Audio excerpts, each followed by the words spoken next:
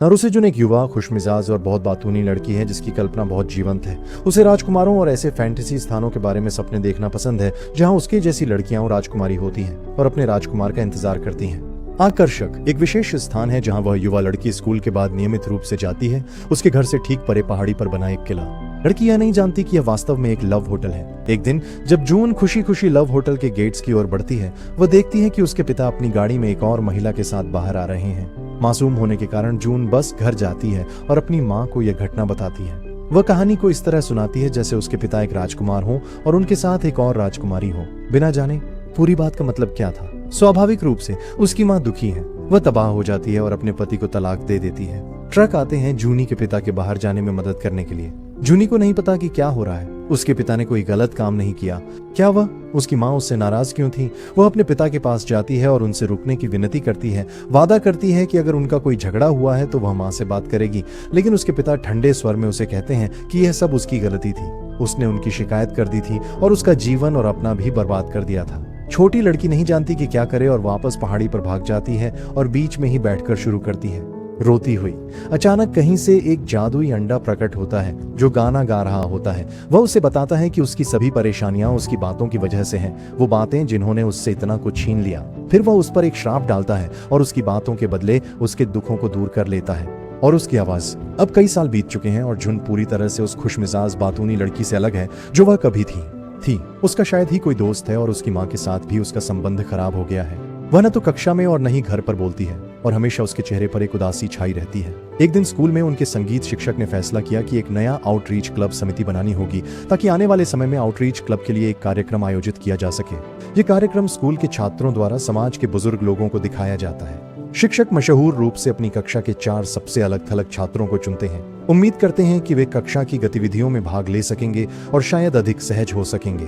खुद को समिति के 4 सदस्यों में से एक हैं दाइकी तासाकी, जो स्कूल की बास्केटबॉल टीम के एक प्रमुख खिलाड़ी हैं, लेकिन पिछले कुछ महीनों से अपनी टूटी हुई बांह के कारण टीम से बाहर थे।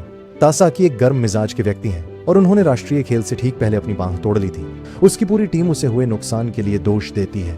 नात्सुकी निडो, जो कभी चीयर लीडिंग क्लब की एक बेहतरीन सदस्य थी, लेकिन किसी कारण से वह अपनी जिंदगी में रास्ता भटक गई है और अपने दिन बिना किसी उचित दिशा। सकुगामी ताकुमी, एक और शांत बच्चा जो अक्सर कक्षा में सपने देखता रहता है और अपना ज्यादातर खाली समय अपने शरारती दोस्तों के साथ टीडीएम क्लब में बिताता है। अंत में नारुसे जून। उन चारों के साथ साथ पूरी कक्षा शिक्षक के निर्णय से चकित है।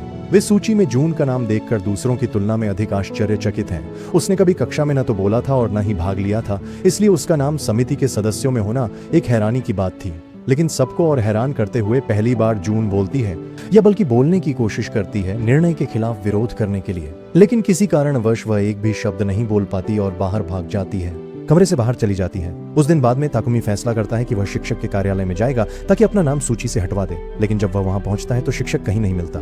ताकुमी, जो कभी संगीत का शौकीन था, अकॉर्डियन उठाता है। वह एक गाना गाने लगता है जो उस गाने के समान है जो जून ने सालों पहले अंडे को गाते हुए सुना था, और यह उसका ध्यान खींचता है। जून ताकुमी को अकॉर्डियन बजाते हुए देखती है और जब शिक्षक आते हैं तो वह भाग जाती है। ताकुमी यह देखकर चौंक जाता है, लेकिन अपने शिक्षक से बताता है कि वह यहाँ क्यों आया था। वह उससे समिति से हटाने के लिए कहता है, लेकिन शिक्षक टीम से निकलने के लिए मानव बलि की मांग करते हैं। इस स्थिति से बाहर निकल पाना असंभव था। ताकुमी अपने दादा दादी के पास घर लौटता है और वहाँ जून की माँ को पाता है। वह वास्तव में एक बीमा एजेंट है और जून को अकेले पाल रही है। हालांकि वह झूठ बोल रही थी कि जून वास्तव में बहुत बातूनी और खुशमिजाज थी। घर पर लड़की। ताकुमी वास्तव में इसके विरुद्ध कुछ नहीं कहता। अगले दिन कक्षा में शिक्षक ने सुझाव दिया कि उन्हें इस वर्ष के आउटरीच कार्यक्रम की प्रस्तुति के रूप में एक संगीत नाटक करना चाहिए। छात्रों को इससे थोड़ा भयभीत महसूस होता है क्योंकि यह दिए गए अन्य विकल्पों में सबसे कठिन है। हालांकि शिक्षक वास्तव में एक संगीत नाटक करना चाहते हैं इस वर्ष। बाद में उस दिन समिति शिक्षक के कार्यालय में मिलती है और सारे सदस्य तासाकी को छोड़कर पहुंचते हैं। तासाकी अभी भी कुछ साधारण संगीत का हिस्सा बनने के लिए थोड़ा बहुत गर्वित है। समूह। ताकुमी शिक्षक से सहमत लगते हैं। उनका मानना है कि कभी कभी संगीत के माध्यम से संदेश व्यक्त करना साधारण शब्दों से अधिक महत्वपूर्ण होता है। ताकुमी समिति से कहते हैं कि वह एक संगीत कार्यक्रम करना चाहते हैं और भले ही पूरी कक्षा इस विचार का विरोध कर सकती है, समिति इसे आगे प्रस्तुत करने का निर्णय लेती है। उस दिन घर लौटते हुए जून ताकुमी का सामना करती है। वह बोल नहीं सकती, लेकिन वह अपने फोन का उपयोग करके संदेश लिखती है और उसे दिखाती है। वह उसे पास के एक मंदिर में ले जाती है और उसे वह सब कुछ संदेश में लिखकर बताती है जो उसके साथ घटा है। वह उसे अंडे के बारे में बताती है और कैसे उस पर श्राप लगा। अब हर बार जब वो बोलती तो उसके पेट में दर्द होता और वह मुश्किल से एक शब्द बोल पाती। ताकुमी वास्तव में नहीं जानता कि वह जादुई अंडे के बारे में मजाक कर रही है या नहीं, लेकिन किसी तरह उसकी समस्याओं से संबंधित है। जून उससे पूछती है कि क्या उसने सच में वही अर्थ दिया था जब उसने कहा कि संगीत से शब्दों में अधिक अर्थ। ताकुमी उसे बताता है कि वह अपनी कही हुई बातों पर विश्वास करता है और सुझाव देता है कि अगर वह बोल नहीं सकती तो गाना गाए और देखे क्या उसका पेट दर्द करता है। जून घर वापस जाती है और अभी भी डरती है कि उसके पेट में दर्द से फटना न जाए। एक तकिया पकड़ लेती है और गाने लगती है। अजीब बात है कि उसे बिल्कुल भी दर्द महसूस नहीं होता। तो अगले ही दिन समिति के सदस्य तासाकी को छोड़कर अगली आउटरीच कार्यक्रम के लिए विचार प्रस्तुत करते हैं और वे एक म्यूजिकल को शामिल करते हैं। फिर पूरी कक्षा अविश्वास से घिरी हुई है और विशेष रूप से तासाकी खुश नहीं है। वह जून को फटकारने लगता है और सबको बताता है कि यह असंभव कार्य है एक म्यूजिकल करना अगर मुख्य योजनाकारों में से एक भी इसे नहीं कर सकता। बोलना। तकुमी तासाकी को जवाब में डांटता है और फिर उसके दोस्तों में से एक लगभग लड़ाई में पड़ जाता है। तकुमी तभी सभी को पूरी तरह से आश्चर्यचकित करते हुए झुंड गाती है। वह गाती है कि वह किसी को अपने सामने लड़ते हुए नहीं देख सकती और बस भाग जाती है, दूर भाग जाती है। वह बोल नहीं सकती हो सकती है, लेकिन उसके पैर निश्चित रूप से किसी और से बेहतर हैं। उस रात नीटो तासाकी को, जो अपने व्यवहार के बारे में काफी बुरा महसूस कर रहे थे, योजना समिति में आने और मदद करने के लिए मना लेते हैं। दूसरी जगह हमेशा की तरह जून की माँ काम से घर आने में देर कर देती है और जून को असहज भाव से एक का सामना करना पड़ता है। मेहमान। उसकी माँ ठीक उसी समय आती है जब मेहमान जा रहा होता है और उस पर किसी से बात न करने और एक अकेली। जून अपनी बात नहीं कह पाती और बस भागने के अलावा कुछ नहीं कर सकती। वह ताकुमी का पीछा करती है जो कुछ किराना सामान लेने गया था। वह उसे एक लंबा संदेश भेजती है जो उसने खुद उसी संगीत नाटक के लिए लिखा है और उससे अनुरोध करती है कि वह इसे संगीत में बदल दे जैसे उसने उस दिन अकॉर्डियन पर गाना बजाया था। उलझन और रुचि में ताकुमी उसे अपने घर ले जाता है और वे उस पर काम करना शुरू करते हैं जो उसने पहले ही उसकी कहानी में। जून बताती है कि एक बार की बात है, एक राजकुमारी थी जो एक बॉल में जाना चाहती थी। हालांकि जो उसे नहीं पता था वह यह था कि वह बॉल कैदियों के लिए एक दंड कक्ष था जिन्हें जबरदस्ती नाचने के लिए मजबूर किया गया था, हमेशा के लिए। एक बार जब राजकुमारी को पता चला कि वास्तव में बॉल कैदियों के लिए बनाई गई थी, उसने अपराध करना शुरू कर दिया। लेकिन कोई भी उसे अपराधों के लिए दोषी नहीं ठहराता था क्योंकि वह एक राजकुमारी थी। तब तक जब तक एक दिन एक बुरा अंडाकार राक्षस आया और उसे बताया कि कठोर शब्द ही उसकी बॉल में जाने का तरीका है, और इसलिए राजकुमारी ने सभी के बारे में बुरी बातें कहना शुरू किया और एक दिन उसने अपनी क्षमता खो दी। बोल सके।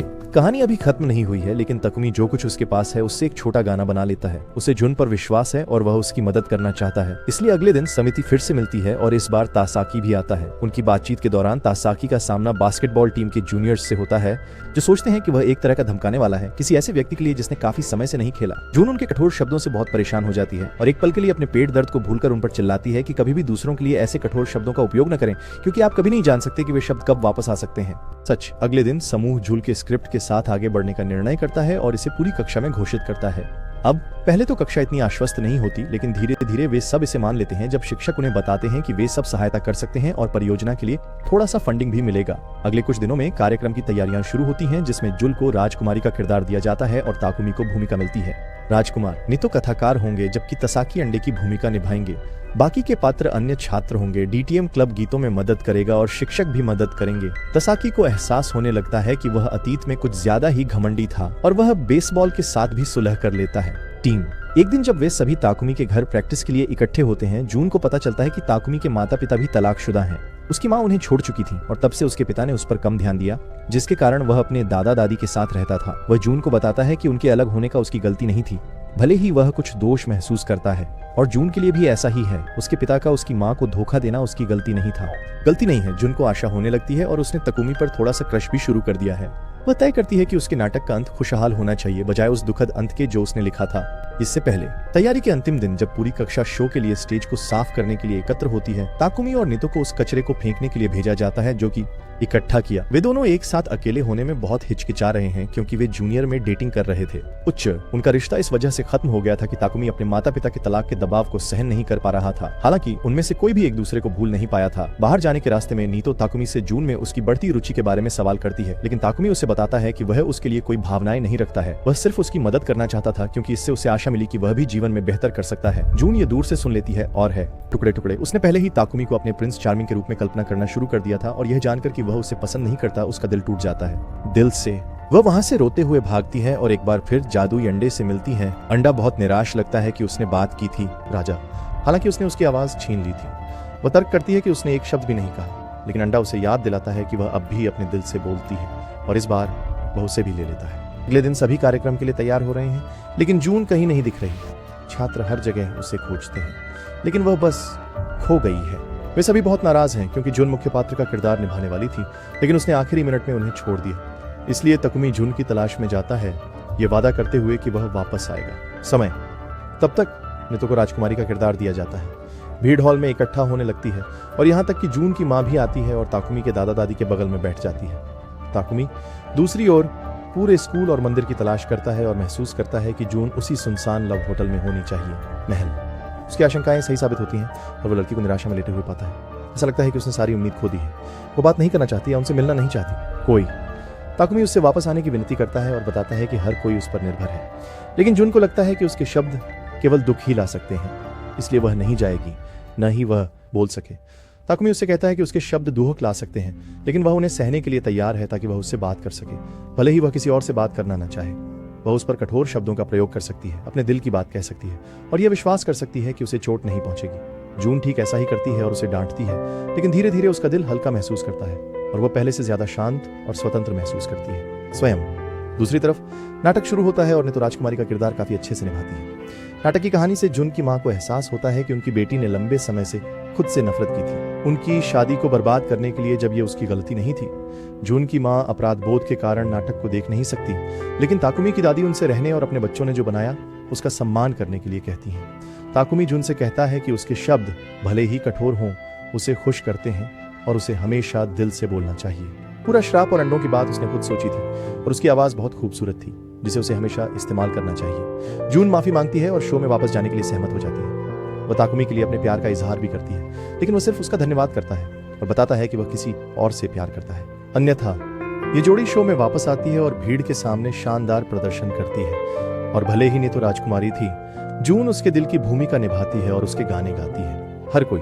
और दिन के अंत में अंडा कभी असली था ही नहीं। जैसे जून, हमारे अंदर भी आत्मसंदेह होते हैं जो हमें रोक देते हैं, और कभी कभी बेहतर होता है कि हम अपने आप के प्रति सच्चे रहें और इन आत्मसंदेहों को हरा दें बजाय कि उनके पीछे छुपे रहें। कभी कभी बेहतर होता है कि हम एंथम सुने दिल से।